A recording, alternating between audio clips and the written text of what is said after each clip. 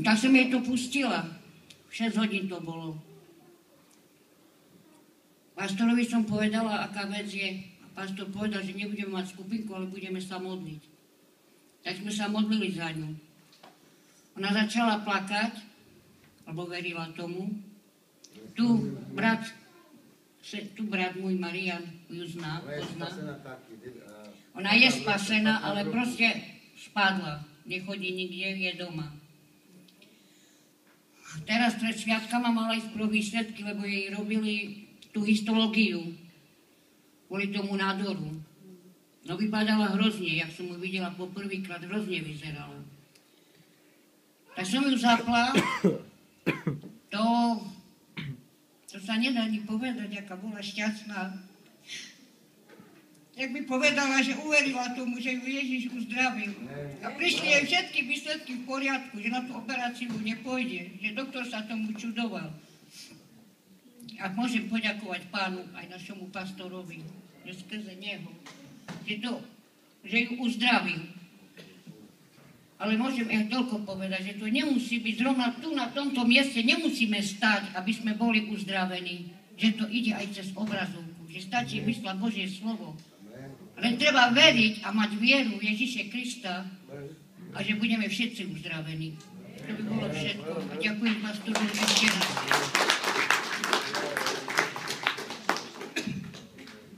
Tá zásluha není moje. Tá zásluha je našeho Pána Ježíše Krista. Amen. Já bych chtěl, bratři a sestry, vám říct, že děkuju bratřům i sestrám, kteří se připojili a uvěřili našemu Pánovi, že měli víru. Že jsme si všichni u Kristiny klekli. A všichni bratři, kteří jsme se modlili a klekli jsme, bratři i sestry, a věřím, že naše modlitby byly vyslyšené a tady vidíte důkaz, že Bůh i skrze obrazovku činí svou vůli. Amen? Tady vidíme, bratři i sestry, že my nemáme silu v rukách. Jak někteří bratři nebo sestry si myslí, že musíme vkládat ruce. Tady je sila v Božím slově. Amen? V Božím slově je ta síla. A že jsme měli víru. Děkuju všem bratřům i sestrám, že se připojili k modlitbám a že měli víru a že modlili se za tu sestru. Já věřím, bratři i sestry, že nejenom my se modlíme, ale děkuju každému za každou modlitbu, protože vím, že každý křesťan, každá křesťanka se modlí. Takže vám žehnám ve jménu Ježíše Krista. Amen? Chtěl bych vám říct, bratři, sestry, někteří si myslejí, že já nemám čas. Takoví lidi lžou. Nenaslouchejte takový lidi.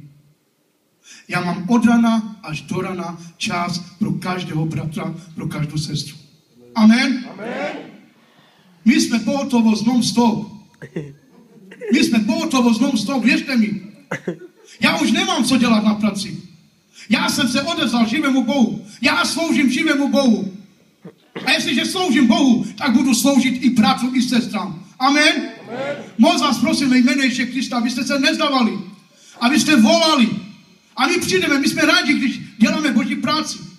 To neděláme pro svou slávu, pro naši radost. Děláme pro našeho Pána a Bůh skrze nás léčí i bratři, i sestry. A tak naplňujeme Boží zákon. Amen? Toto je důležité, bratři i sestry. Nebojte se. Moc vás prosím ve jménu Ježíše Krista. Jestli se vás někoho dotknu, tak vás prosím, odpuste mi to. My nechodíme kvůli jídlu. My nechceme, abyste nám dávali jídlo. My chceme dělat vůli našeho Pána.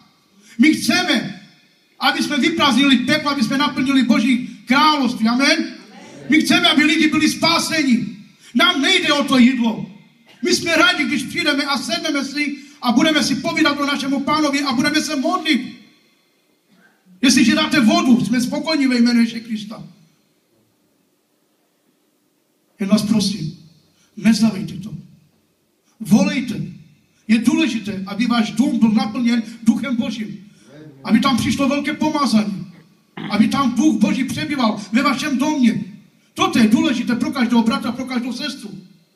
A budete vítaní i u mě. I já chci, abyste přišli ke mně. I já chci, abyste se modlili v mém bytě. Protože můj dům je i váš dům. Amen. Takže vám žehnám ve jménu Ježíše Krista. Haleluja.